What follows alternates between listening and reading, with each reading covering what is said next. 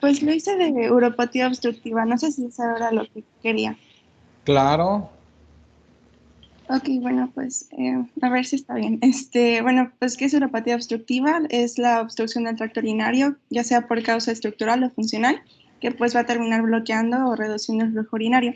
Y al momento de estar leyendo sobre uropatía obstructiva, mencionaba que no debía de confundirse con nefropatía obstructiva ni con una hidronefrosis, porque en sí la nefropatía obstructiva pues va a ser secundaria a esta. Y la hidronefrosis, que es la dilatación de la pelvis y cálices renales proximales a la obstrucción, pues no necesariamente va a estar, eh, bueno, va a ser parte de la obstrucción. O sea, puede haber una obstrucción sin necesidad de haber una hidronefrosis. Entonces, pues no es sinónimo de la obstrucción. Entonces, pues mencionaba que la obstrucción del flujo urinario pues puede darse en cualquier tramo de la vía urinaria, ya sea en la pelvis, en el uréter, la vejiga y la uretra. Y la clasificación de la uropatía obstructiva pues podía ser de diferentes formas, según el sitio, según el grado o según la duración. El sitio es más que nada si es inferior o superior a la unión vesico-ureteral, y el grado, pues, es más que nada si es obstrucción completa o parcial o incompleta, y la duración, pues, es lo que siempre vemos en la mayoría de las enfermedades, si es aguda o crónica. Y dependiendo de la causa, o sea, que el sitio donde se da esta obstrucción, pues hay diferentes, bueno, más bien hay diferentes causas dependiendo del sitio. Y la nefrolitíasis, pues, es la que hemos estado viendo en estas clases, es una de ellas que es en la parte superior y es intrínseca. Estaba pues leyendo que bueno, en la teología, que más que nada en los adultos mayores se da principalmente por la hiperplasia de la próstata, que es lo que normalmente se suele ver.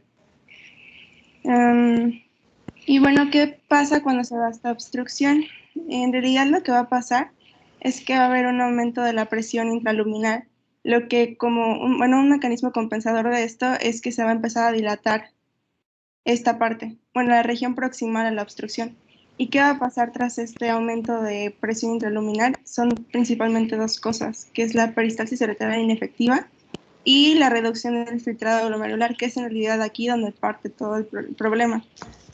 Mira, Ya pero que todavía tenemos algunos elementos que rescatar que van a tener implicaciones clínicas para que ustedes eh, incluso tengan mejores estrategias de interrogatorio en los pacientes. Estás tocando aquí un punto muy importante con el cual batallo mucho con otra vez con sus compañeros de años más avanzados y con mis residentes.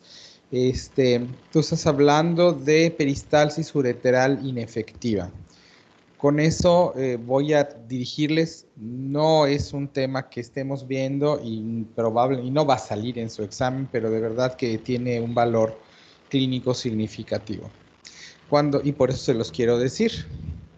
Cuando tienen un paciente que consulta por dolor abdominal, la forma en la que ustedes describen en la historia clínica el dolor es de la mayor importancia para que uno ubique en dónde, eh, cuál es el posible origen, porque así es como va uno sacando las conclusiones. Y tiene, otra vez, no está en el examen ni no va a ser evaluado, pero tiene asiento en la fisiopatología. Este, el dolor, dependiendo de su origen, se conduce, el dolor abdominal, dependiendo de su origen, se conduce por fibras nerviosas diferentes y por eso permite más o menos precisión en la localización de la fuente del dolor. Habitualmente cuando nosotros hablamos en medicina, bien, en buen uso de la terminología, hablamos de cólico. Estamos hablando de un dolor que viene, puede ser muy, muy, muy intenso, pero se va y cuando desaparece o cuando se retira, desaparece completamente. Y esto generalmente ocurre, se llama cólico porque se relaciona con el colon, pero en una víscera hueca que está intentando hacer movimientos de peristalsis. Y es a donde estoy retomando lo que tú estás poniendo. Entonces, el dolor cólico a nivel abdominal es por definición o debe de usarse como por definición en forma para un dolor que es intermitente, que va y que desaparece por completo. Y generalmente, por la fuente de origen y el tipo de fibras que lo conducen, va a ser un dolor que es más o menos difícil de localizar. Te dice por acá, pero no te dice aquí exactamente, porque por el tipo, como dije, por el tipo de fibras que lo conducen. En oposición, y lo vamos a ligar con este tema, el dolor puede ser persistente. Eso quiere decir, nunca se va. El paciente no se queda sin dolor, todo el tiempo lo tiene. Y ese dolor habitualmente habla de una víscera maciza o de peritoneo, cualquiera de esos dos. Y el tipo de dolor que procede, el tipo de fibras que conducen este dolor de víscera maciza o peritoneo es bastante más preciso o bien localizado. Si alguno de ustedes ha tenido apendicitis, ya tuvo apendicitis.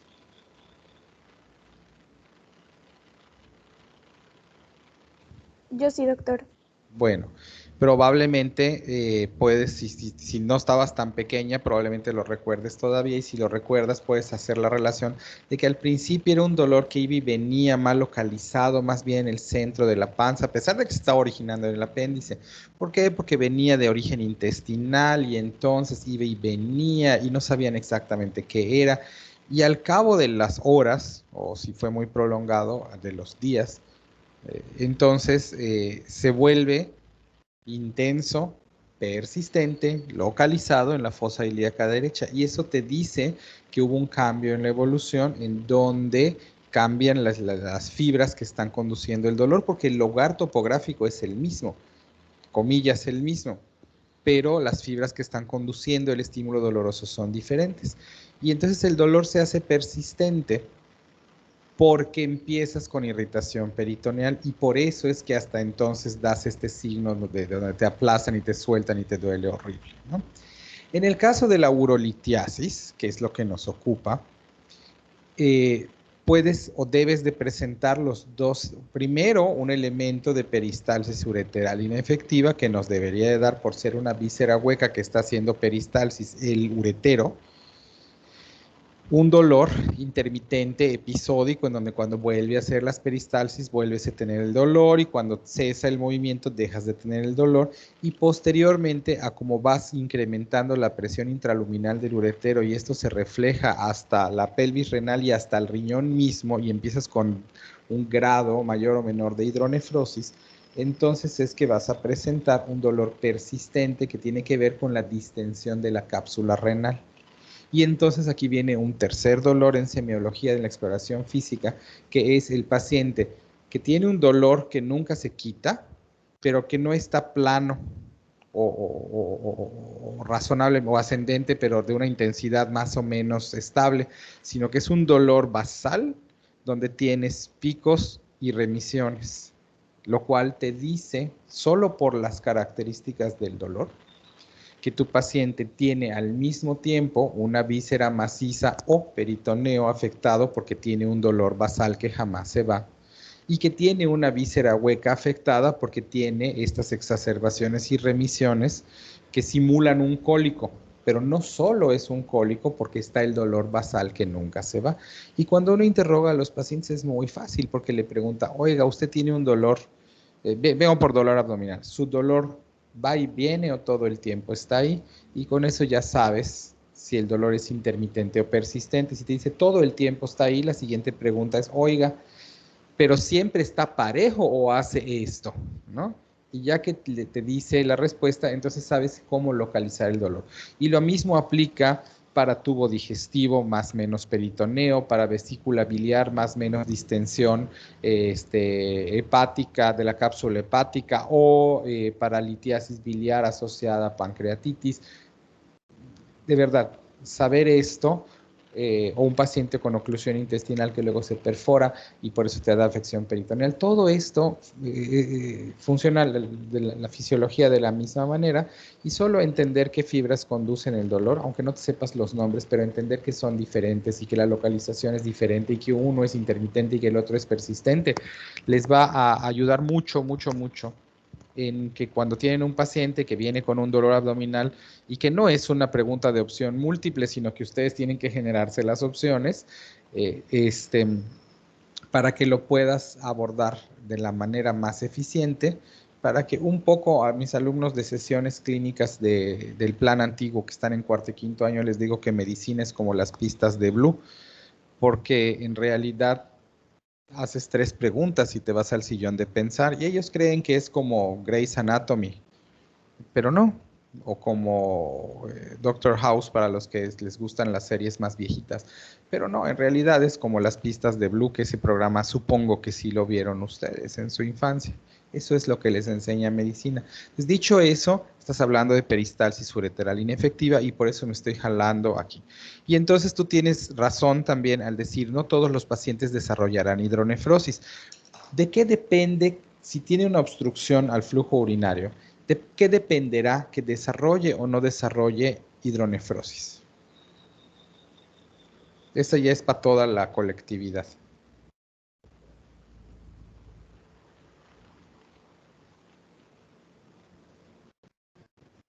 ¿Sí? Piénsenle, chavos. Tienen suficientes elementos como para razonarlo, no lo tienen que haber leído. El grado de la obstrucción, si es parcial o El- total. Exactamente. Si la obstrucción es total, debe de darte hidronefrosis. Si la obstrucción es parcial, probablemente la peristalsis logra vaciar y entonces el incremento de la presión existe, pero no es tanto como para dilatar al riñón, sino que acaba siendo suficiente como para permitir el paso de la orina al crear un gradiente de presión en una obstrucción parcial, lo cual hace que haya el dolor, el cólico, pero que no haya la distensión o el incremento de tamaño del riñón. Simplemente el exceso de presión es lo que entonces dilatará la pelvis renal, pero no aumenta el tamaño del riñón. Siempre genera un compromiso, como nos van a decir más adelante, pero la gravedad del compromiso es diferente y también la sintomatología que se espera es diferente. ¿Alguien ha tenido piedras del riñón?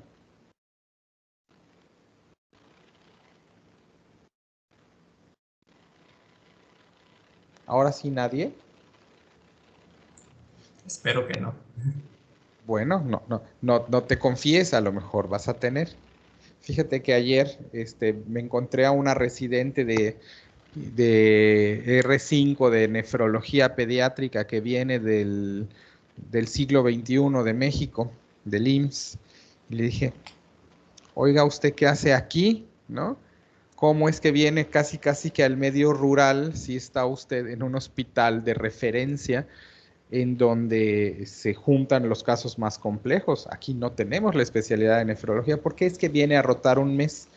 Y la respuesta fue, porque como Yucatán tiene la tasa de litiasis renal más elevada del país, entonces aquí vamos a aprender eso. Entonces los mandan de México a nuestro hospital Orán a aprender litiasis renal por lo elevado de la frecuencia. Eso no se los dije antes, pero es tan alta la frecuencia de litiasis renal en Yucatán que si uno lee los libros, la causa número 1 de insuficiencia renal en pediatría es la malformación renal y de vía urinaria. Pero en Yucatán no. En Yucatán la causa más frecuente de insuficiencia renal terminal en niños es la litiasis renal.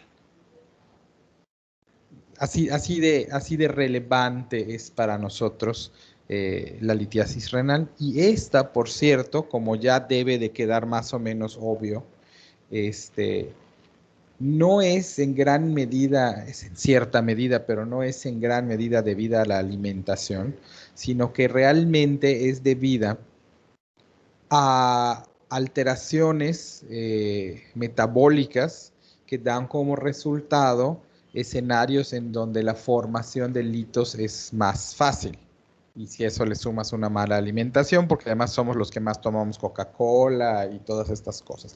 Tenemos un elevado índice de obesidad infantil, pero incluso antes de que esto fuera así, Yucatán tiene una muy alta prevalencia que es genéticamente determinada por variaciones en los procesos que intervienen en la eliminación de ácido úrico, oxalato, calcio y fósforo, como acabamos de ver en los días previos. Por eso es que está aquí, por eso es tan importante y por eso es que dedicamos una semana justo a litiasis renal, porque si están estudiando en Yucatán y probablemente vayan a ejercer aquí, esta sí que la tienen que saber.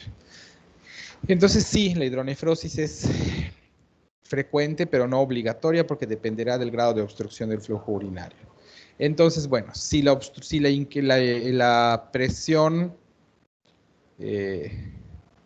proximal a la obstrucción, o es decir, en el uretero y en el alto y en la pelvis renal, es total o es muy significativa, va a pasar esto que dices a continuación. Síguele. Pues lo que ya había dicho de que pues va a dejar de filtrarse debido a que, pues como ya sabemos, normalmente la presión hidrostática de los capilares glomerulares pues suele ser la que prevalece y por lo tanto pues se filtra. Sin embargo, cuando empieza a aumentar y se da la hidronefrosis y crece y aumenta la presión intraluminar de esta zona, pues Ajá. lo que va a aumentar más va a ser la presión hidrostática de la cápsula de Bowman, que normalmente pues será mínima. Entonces pues va a impedir que se dé esta filtración.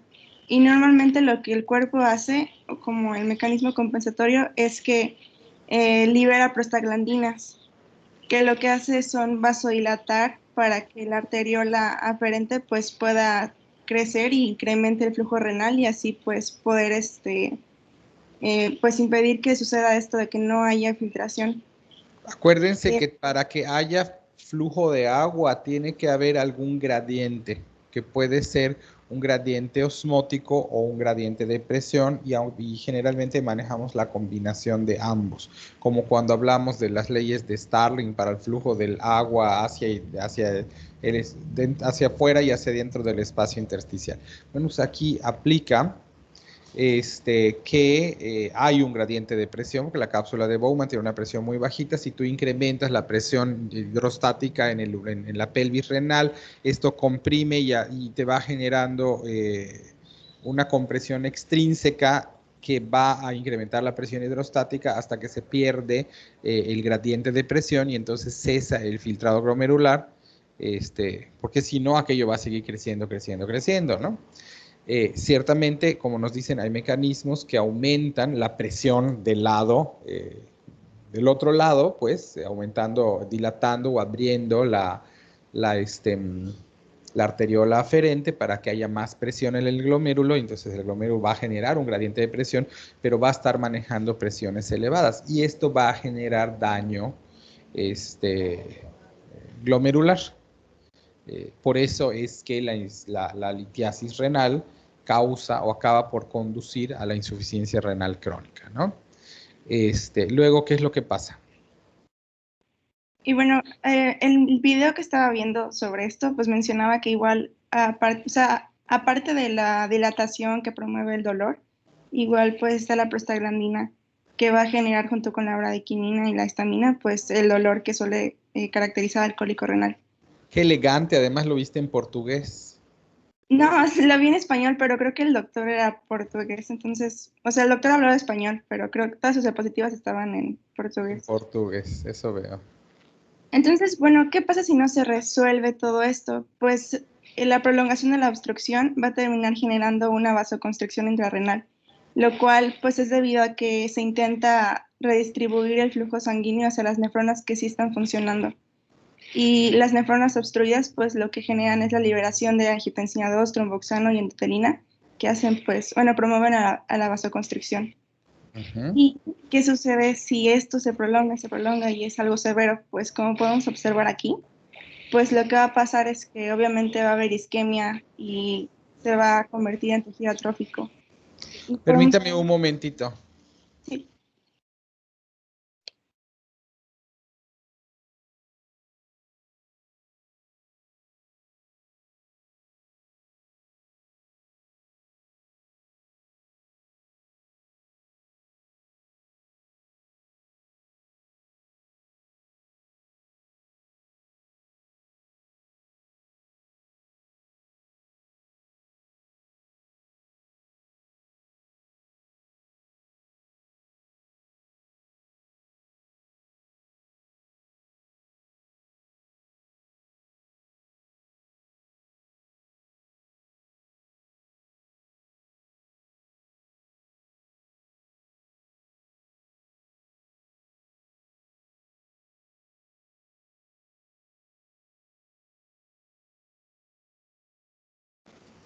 Perdón, ya estoy de regreso. Bueno, pues a mí sí me sorprendió bastante cómo se ve, o sea, la diferencia de cómo es una obstrucción temprana a cómo se ve cuando ya lleva semanas, porque prácticamente no queda nada Bueno, del... depende de qué tan grave sea la obstrucción y cuál haya sido el manejo. Fíjate que cuando yo estudiaba el siglo pasado, cuando estudié medicina, nos decían que si tú tenías un paciente que tenía una piedra atorada en el uretero, el manejo debía de incluir incremento de la hidratación o hiperhidratación para favorecer la expulsión del lito. Ahora se recomienda totalmente en contra. ¿Por qué será que estamos recomendando en contra? Tal vez porque el movimiento del hito puede dañar las paredes del uretero y empeorar el daño. No, no, no es esa la razón. Puede ser porque si, o sea, al aumentar el líquido podría aumentar o sea, la tasa de filtración glomerular, pero como hay una obstrucción, puede ser contradictorio y puede Claro, haber porque si tú hidroneforecitasis. incrementas el volumen sanguíneo circulante y vas a incrementar la formación de orina, porque tu paciente está diluido y tiene una obstrucción, entonces, y tu uresis forzada no destraba el lito, lo que vas a hacer es acelerar la hidronefrosis, porque si sigues forzando la filtración glomerular, entonces va pasando más rápidamente la dilatación. Esto de 8 semanas no es tan así en todos los pacientes. Este es un caso extremo, pero sí puede llegar así de rápido si tienes una obstrucción total. Ahora, ¿cómo le hace? Otra pregunta, entonces ya lo están pensando y están dando las respuestas correctas. Entonces, no se recomienda forzar diuresis. Hay que quitar ese lito. ¿Y cómo quitaríamos esa piedra? Una es cirugía, pero ¿de qué otra manera podríamos quitar esa piedra? O favorecer su salida. El doctor, no sé si es parte de cirugía, pero mencionaba que con láser suelen, bueno, dependiendo de la piedra, de qué está hecha, pero con láser suelen, como... Láser. Wow. No sé si es láser o es litotripsia lo que estás pensando, pero esa no se hace con láser. Porque Eh, no tienes acceso directo. A ver, Luis Ángel, ¿qué pasó? em, Igual o sea, es que yo igual vi el mismo video que Monse. Recuerdo que mencionaba utilizar bloqueadores alfa para que, ¿Por para que qué? no haya constricción. O sea, para que no haya constricción A ver, en los pero vete ureteros y que paso a se paso. dilate. Bloqueadores alfa adrenérgicos, porque los bloqueadores alfa, porque el estímulo alfa adrenérgico genera ¿qué? O sea, la constricción del, La del contracción uretero. de los músculos lisos del uretero, ¿no? Del músculo liso del uretero. Y Sí. si yo bloqueo los receptores alfa adrenérgicos, lo que voy a tener es que ya no se van a contraer el músculo liso, o voy a relajar el tono del uretero. Y si relajo el tono del uretero, a lo mejor esta disminución del tono muscular permite, si el alito es del tamaño suficiente, que este pase, y al pasar se soluciona tu problema y entonces se libera la presión y entonces orina tu paciente y todos felices y contentos, ¿no? Entonces sí, si lo revisaste, pues es, qué bueno, me hubiera súper encantado que hubiesen dicho, bueno, y si relajamos el músculo, ¿no? Para que yo les preguntara y cómo lo relajamos y entonces vayamos haciendo este paso de razonamiento, pero estás diciendo la verdad, estás diciendo algo correcto y eso es suficiente. Siguiente pregunta es, ¿será que este paciente de la foto va a tener insuficiencia renal?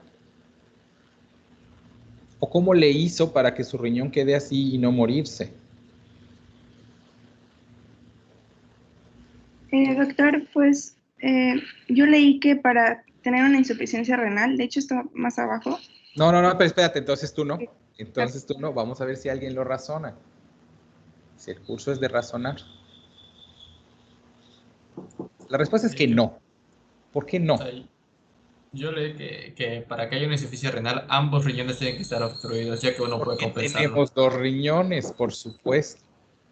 Y si solo está obstruido uno, pues entonces el otro puede hacer toda la función renal. Por lo tanto, no tendrías por qué presentar insuficiencia renal.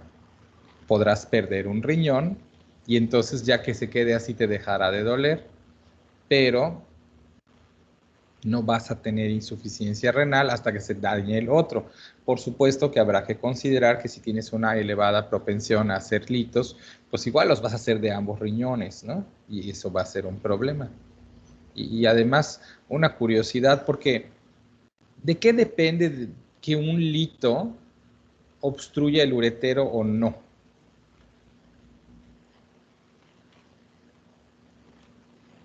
Hay que pensarla. Hay una parte muy obvia y luego les voy a salir con algo más, pero hay una parte muy obvia. ¿De qué depende que un lito obstruya un uretero? El tamaño del lito. Del tamaño del lito, claro, ok. Pero entonces, pero también de algo más. La forma del lito. No, no es lo que estoy buscando. La posición en la que se encuentra. No.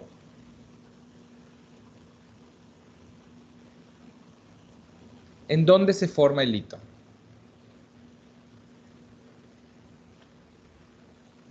Podría ser igual entonces por el diámetro de la vía urinaria. ¿En dónde se forma el lito? Ya lo revisamos. ¿En dónde se forma?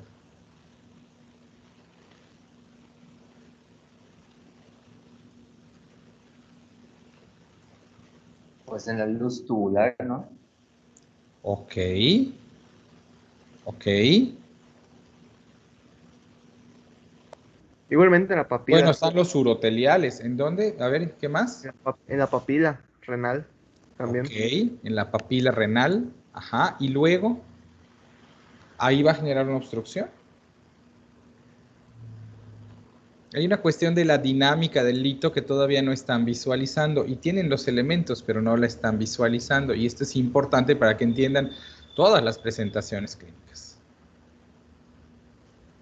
Depende del lugar donde se adhiera, ¿no? Vamos a quedarnos con y el lito se adhiere.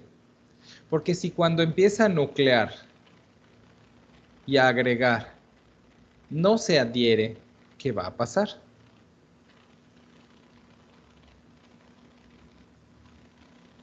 Si no se adhiere, No tiene suficiente. No tiene suficiente. Suficiente tiempo para quedarse más grande y obstruirse y se elimina, ¿no? Y va a pasar, claro. Entonces hay un fenómeno en donde el lito se adhiere al urotelio por ahí, por los cálices renales, y entonces se queda pegado y empieza a crecer y crecer y crecer. Pero si está ahí en los cálices renales, ¿generará una obstrucción del uretero?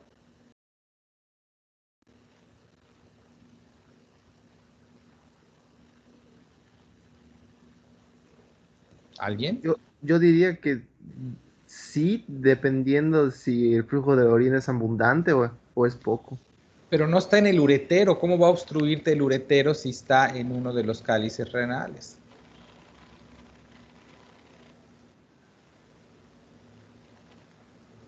Entonces, ¿qué tiene que pasar? Es lo que les digo, la historia del lito, hay que visualizarla para entender todo esto. ¿Qué tiene que pasar para que obstruya el uretero si está en la pelvis renal o en los cálices renales? Es muy obvio.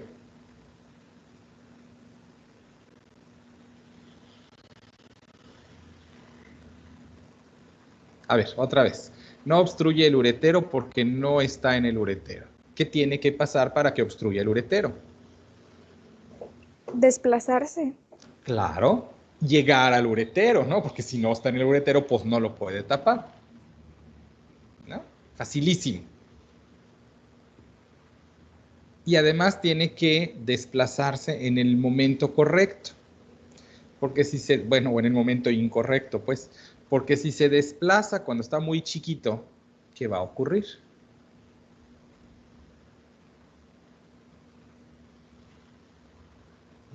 Pues Se elimina. Se elimina, claro, Laura. Y si no se libera cuando está muy grande, Obstruye. cuando está muy grande, busquen ahí los que tengan computadora, lito coraliforme.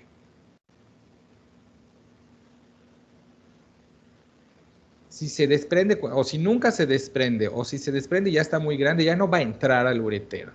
Y si no entra al uretero, entonces no obstruye, o no obstruye completamente, y el flujo urinario sigue, y entonces ese lito se adhiere y se vuelve a adherir, y sigue creciendo, creciendo, creciendo, creciendo, hasta que va llenando toda la pelvis renal, adoptando la forma de un coral. Y eso no va a entrar nunca al uretero porque está demasiado grande. ¿Ok?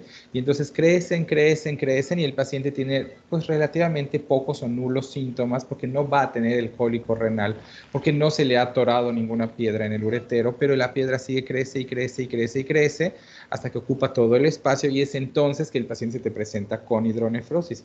Y dices, bueno, ¿cómo es cuando uno mira? ¿Alguien ya encontró alito coraliforme? ¿Lo tienes? Montserrat eras tú, ¿verdad? ¿O quién estaba hablando? ¿Lo tienes más abajo o no? No, pero puedo proyectar Google, donde ¿Lo están. proyectas? Claro, proyectalo. Es que, digo, odio las clases en línea, pero vamos a aprovechar las ventajas que nos da.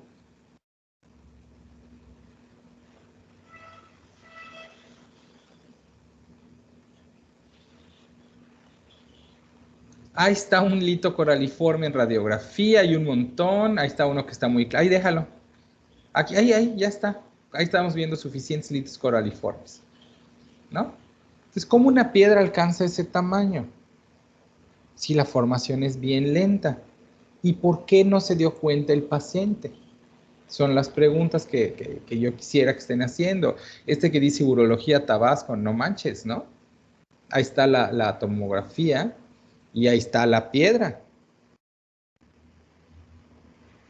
Entonces dices, bueno, ¿cómo le hizo este paciente para llegar hasta allá? Pues porque como creció, se formó la piedra, empezó a nuclear, empezó a agregar, se pegó al urotelio, se quedó adherida allá, nunca se desprendió, fue creciendo, creciendo, creciendo, quedó demasiado grande como para meterse al uretero, y entonces ya no importaba porque ya la adherencia que tuviera el urotelio no le alcanza, ya no importaba porque la piedra esta se va moviendo para aquí, para acá, y el agua va fluyendo alrededor, ¿no? La orina va fluyendo alrededor, pero le sigue agregando cristales y cristales y cristales y cristales hasta que cuando queda. Y si ustedes ven esa tomografía, pues mucha hidronefrosis no tiene, ¿ah? ¿Sí la ven? Si comparan el contralateral, sí hay una pérdida de la función renal y sí hay una pérdida de parénquima renal, pero mucha hidronefrosis no parece tener. ¿Cómo le hizo para no tener hidronefrosis? Ah, porque va fluyendo el wish hacia alrededor de la piedrita, ¿no? Y saliendo,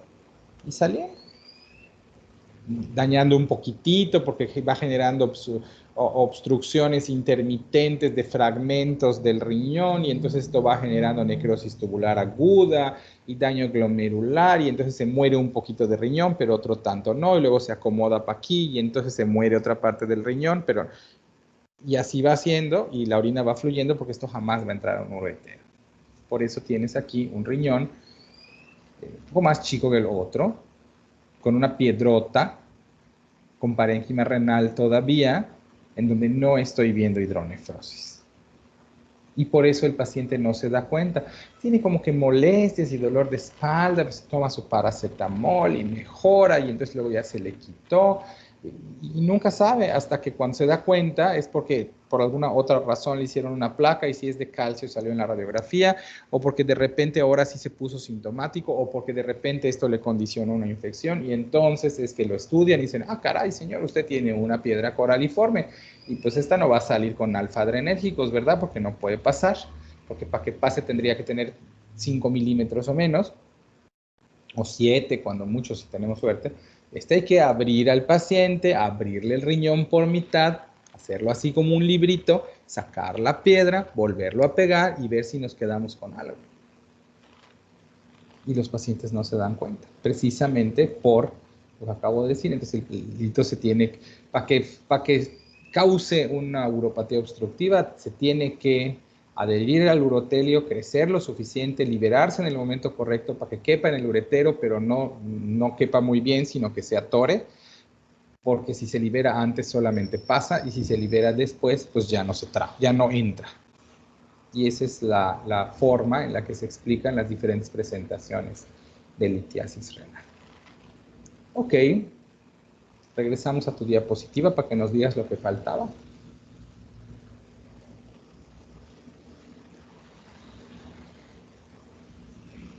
Es como cuando van a las grutas y ven las estalactitas. Ese es como un ejemplo maravilloso de cómo se forman los litos, cómo siguen creciendo. Pues está fluyendo el agua, ¿por qué? Pues porque se siguen depositando, curiosamente, cristales de fosfato de calcio, ¿no?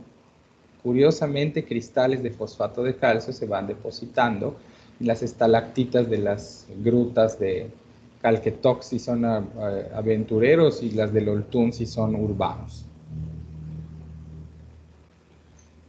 Y bueno, aquí para añadir, pues que los depósitos intratubulares e intersticiales del oxalato de calcio, que pues podría ser la causa, por ejemplo, de que suceda esto, pues igual tienden a llevar a necrosis tubular con el tiempo. Entonces, pues... y también los procesos infecciosos que se asocian a la litiasis, y también el daño por presión, por incremento de la presión o por pérdida del gradiente de presión, genera isquemia. Cuando tú incrementas la presión en un tejido, entonces comprometes la perfusión, porque para que entre la sangre, ¿cómo le haces si todo el riñón está aplastado desde adentro? Entonces hay varios. En realidad los mecanismos últimos de la génesis de la necrosis tubular aguda no están tan claros, pero se sabe que participa el proceso inflamatorio por los mismos cristales y la isquemia. ¿Ok? Sí. Y bueno, ¿qué conlleva todo esto? Encontré estas 3 cosas, pero supongo que hay muchísimo más. Sí, hay muchísimo. El primero es que se genera una hipertensión arterial, y esto por 2 momentos. Bueno, la primera que va a pasar es que se va a activar el sistema renina-angiotensina-aldosterona, que va a generar la vasoconstricción, que es lo que mencioné aquí arriba. Ajá, buscando incrementar la presión de perfusión del glomérulo para que se genere un gradiente de presión que permita la filtración. ¿Ok? Y el segundo es que cuando ya es una obstrucción total, pues es lo que ya vimos. Pues va a haber hipertensión y hipervolemia. Pero tiene que ser bilateral. Porque si es unilateral, el otro riñón se encarga de la hipervolemia. Sí, ya sería algo bilateral.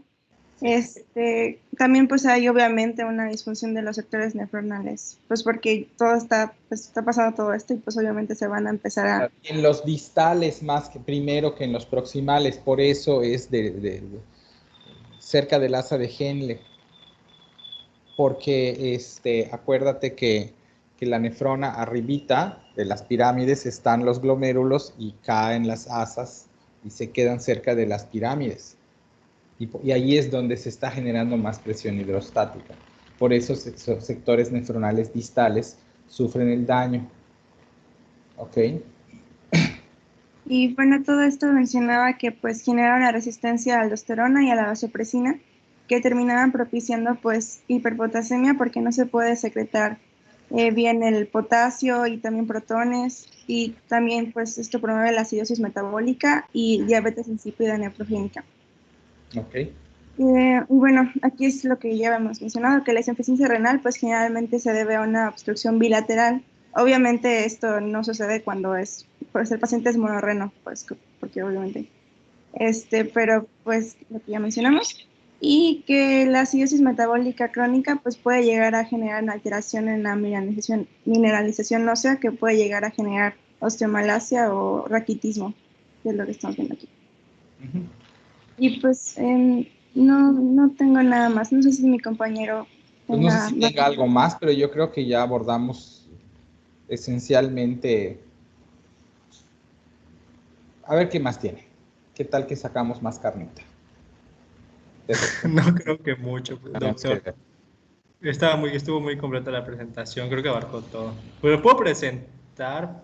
Ponlo, ni siquiera déjame ver lo que traes para ver realmente, si me ocurre algo, porque de repente veo cosas que no ven. Ok.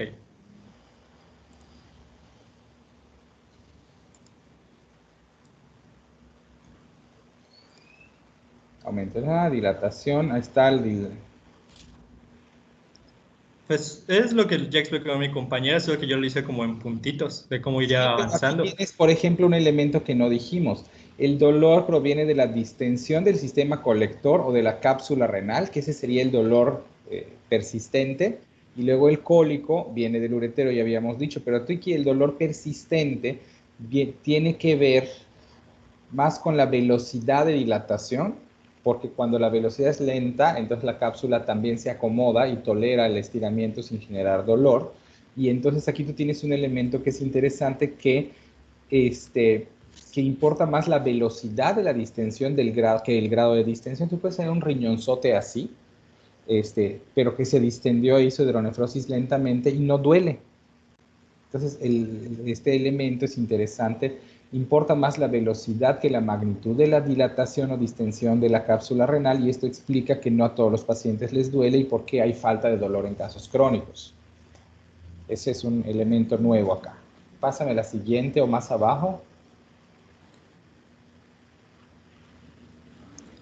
Ajá, es igual que lo que se explicó. Luego la vasodilatación llega a la vasoconstricción para intentar irrigar las nefronas que realmente sirven, que se va a dar principalmente por la forma de la angiotensina 2 y el tromboxano. Toda esta vasoconstricción y todo lo que ya se explicó me va a llevar a la isquemia del parénquima renal, que este ya es el grado así crónico muy feo. En este caso, obstante, no se llega a la parte aguda porque el dolor es lo que lleva a que pues sale todo eso, pero en casos crónicos te puede llevar una isquemia, ya sea por la vasoconstricción exagerada por la respuesta de la angiotensina 2, porque los túbulos ya todos vasodilatados se dañan, que van a liberar sustancias quimiostáticas por medio de los monocitos de macrófagos, por la compresión de los vasos en el riñón causada por la hidronefrosis, y pues como ya vimos en muchas clases anteriores, por todo esto del estrés oxidativo, acumulación de ácido láctico, alteraciones mitocondriales, etcétera, etcétera, etcétera. Información de y pues de último, en casos de una... ¿Por qué? Aquí entran las especies reactivas de oxígeno, que tienen actividad proteolítica y que causan daño celular y destrucción y reabsorción de los detritos celulares, ¿no? Aquí, ajá, todo esto. Y bueno, lo que ya explicó mi compañera, porque está la... Ajá. Y lo último, pues, es esta parte de la diferencia en las manifestaciones clínicas entre una porción aguda y crónica, que es lo que iba a mencionar. El dolor se da en la parte aguda, por lo que ya mencionamos, mientras que en la parte crónica ya son otras cosas. En el Harrison se metía mucho esta parte de la... Ya vi, sigue. Ajá. En el Harrison se enfoca mucho en esta parte de la reabsorción de sodio, urea y agua en el caso agudo, y la hiperazoemia. En el caso de la reabsorción de agua, que se ve muy aumentada en el caso agudo, pues eso de que está tan retenido el agua, por todo lo que ya explicamos, que básicamente está en una reabsorción de agua, que era lo que iba a llevarme al aumento de la presión arterial, que era por la retención hidrosalina, que está reteniendo agua, y como esos dos son los que me dan pues el volumen sanguíneo como tal, pues es esto lo que te llevaría a la hipertensión como tal. Y la hiperazoemia era una retención de los productos del metabolismo proteico, que era más que nada que retienes nitrógeno, que se iba a dar en ambos casos, pero se da principalmente porque no estás, o sea, como ya mencionamos, la liberación de todos esos metabolitos de la degradación de las proteínas en el cuerpo se da principalmente por el lado del riñón. Entonces, como el riñón pues llega a tal grado donde no se está liberando lo suficiente, te va a dar esta hiperazoemia, que era una parte importante de manifestación clínica. Y pues la diferencia entre la anuria o la oliguria en el caso de oliguria en el caso de que si es unilateral, anuria si ya es bilateral. Mientras que en la parte crónica, pues el cuerpo de alguna forma, pues o la obstrucción es parcial o el cuerpo ya se compensa en este sentido, pues no se presenta esta oliguria o anuria. Y te mencionaba más cosas, pero eso ya sentía que Sí, iba fuera de la parte de litiasis. sí, Y es pues es correcto. todo realmente, mi compañera lo explicó muy bien. Sí, cuando el daño es agudo, la primera reacción es incrementar, deja lo que tenías ahí, es incrementar el flujo renal para vencer la falta de gradiente de presión por la hidronefrosis. Entonces, agudamente se incrementa la perfusión renal, lo cual no necesariamente se ve acompañado de un incremento de la filtración glomerular o GFR, porque a pesar de que incrementaste el flujo renal, tienes un incremento de la presión en la cápsula de Bowman. Si esto compensa el problema, pues ya está. Si esto no lo compensa, pues entonces te cae el flujo sanguíneo medular como lo tienen allá y salen estímulos como las prostaglandinas vasodilatadoras y el óxido nítrico que van a tratar de mejorar sobre todo el flujo glomerular a través de la dilatación de la arteriola aferente para que se logre equilibrar la presión. Esta es la respuesta inmediata.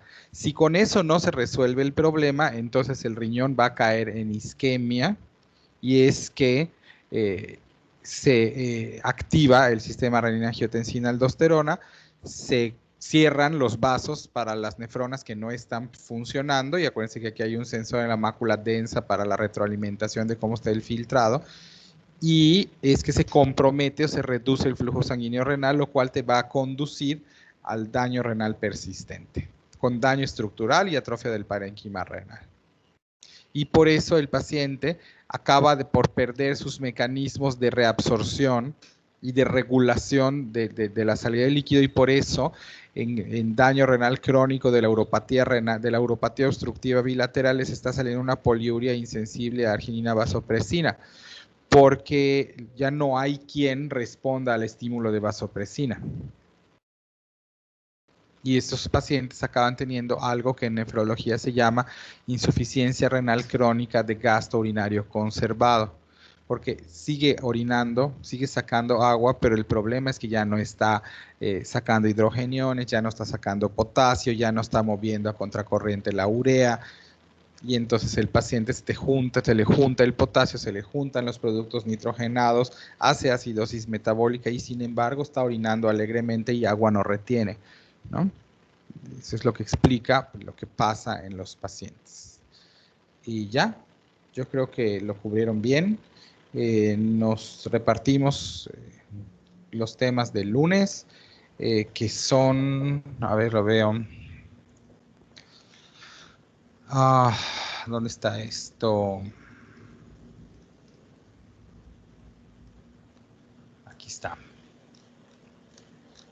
Que son síntesis de colesterol, le quedó a Méndez, Molina, desaminación de aminoácidos y cómo se forma el amonio y la urea. El amonio es importante porque tiene algunas que veres en cómo hace el paciente con insuficiencia hepática, encefalopatía hepática. Entonces, ciclo de la urea, pero hay que mencionar también qué onda con el amonio y qué efectos neurológicos tiene. Pascal, transaminación o síntesis de aminoácidos no esenciales, es una de las funciones que se va a comprometer en los pacientes con insuficiencia hepática, pero además enzimas muy conocidas para evaluar la función hepática son las aminotransferasas o transferasas que se ocupan de este proceso. Carla Pérez, te toca síntesis de proteínas plasmáticas, la albúmina y las proteínas de la coagulación, lo cual tiene que ver que cuando hay insuficiencia hepática se alargan los tiempos de coagulación, y que cuando uno mide la función hepática no solo es la albúmina y las globulinas séricas, sino también la coagulación para evaluar si el hígado trabaja bien o no. Job, te vas a pelear con las dietas detox, porque entonces aquí vamos a hablar de toxificación de fármacos y de otras sustancias que se acumulan por las vías metabólicas, ¿no? Pero ¿cómo es que el hígado se encarga de destoxificar ahora que está tan llevado y traído ese término? Ricardo Puch, vas a ver glutatión. Fabricio Rodríguez, te toca metabolismo de la bilirrubina. Y Ricardo Sánchez, te toca el paquetito del sistema portal que incluye drenaje venoso de intestino grueso y delgado, y del vaso, y del esófago, y del estómago. ¿Y cómo es que se regula el flujo sanguíneo? Porque cuando veamos enfermedades hepáticas, particularmente cirrosis, vamos a ver los datos clínicos, y ahí se incluye hipertensión del sistema porta. Entonces será importante revisar eso. El cuadro, esto lo hizo el doctor Ortiz, que es súper didáctico, entonces también les puso en la segunda foto que les mandé para dónde vamos a trabajar, cosa que no sale en el examen, pero para dónde vamos a discutir los diferentes escenarios clínicos que vamos a trabajar en las siguientes clases. Entonces, pues, suerte con ello. El cuestionario estará... Dígame. Una pregunta, ¿qué tan bioquímico estará? Porque, por ejemplo, donde dice síntesis de colesterol, pues ya vimos un poco, pero no vimos como tal la vía metabólica. Ya sabes que puedes poner la vía completa. Lo que me interesa es comprensión de los fenómenos más que nombres de las moléculas. Ya sé que no todos los profesores están tirando para allá, pero en el examen final vamos a cuidar que eso sea más comprensión de fenómenos que nombres de moléculas. O sea que de verdad va a estar más suavecito el examen final que los pretests.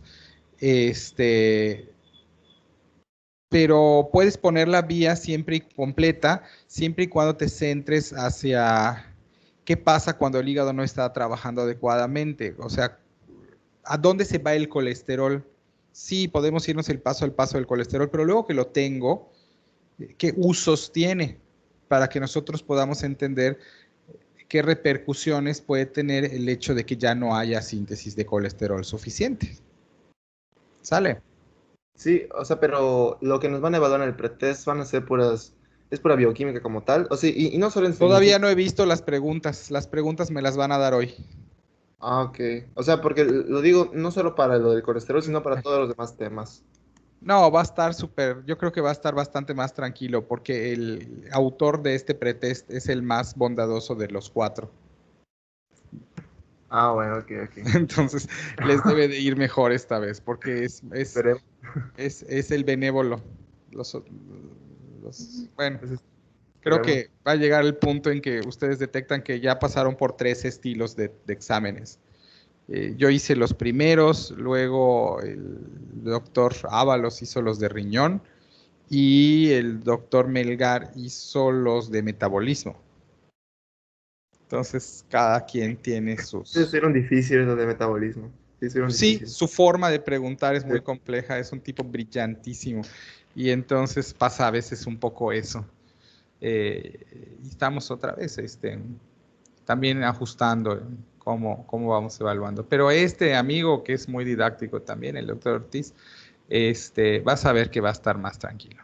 Él es muy aterrizado, un poquito con la misma visión de procesos más que moléculas. Entonces, no te va a preguntar el ciclopentano, peridrofenantreno y la enzima, que no va por allá.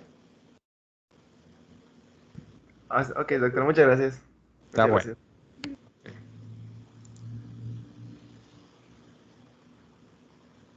Bueno, nos vemos entonces. Saludos, doctor. Bueno. Saludos, doctor.